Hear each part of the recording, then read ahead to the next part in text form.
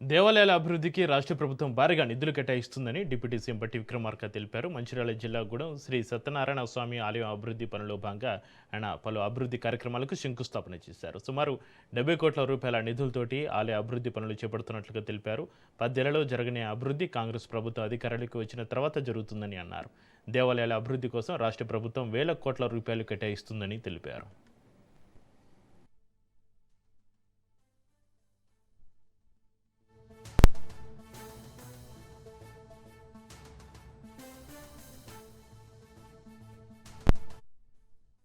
అందరికీ తెలిసిన విషయమే.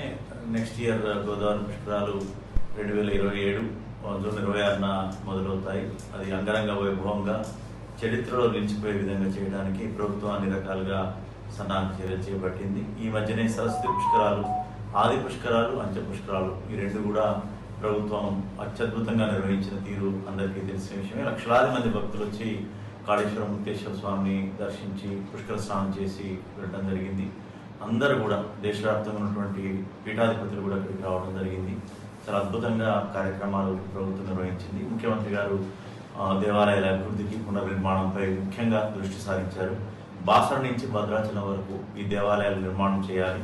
ఎక్కడైతే మనకి గోదావరి ప్రవహిస్తుందో అదంతా కూడా ఒక కామన్ బెల్ట్గా, ఒక ట్రాక్గా చేయాలనే ఉద్దేశంతో రాబోయే గోదావరి పుష్కరాలకి ఒక నిర్మాణాత్మకంగా ప్రణాళిక చేపట్టడం జరిగింది.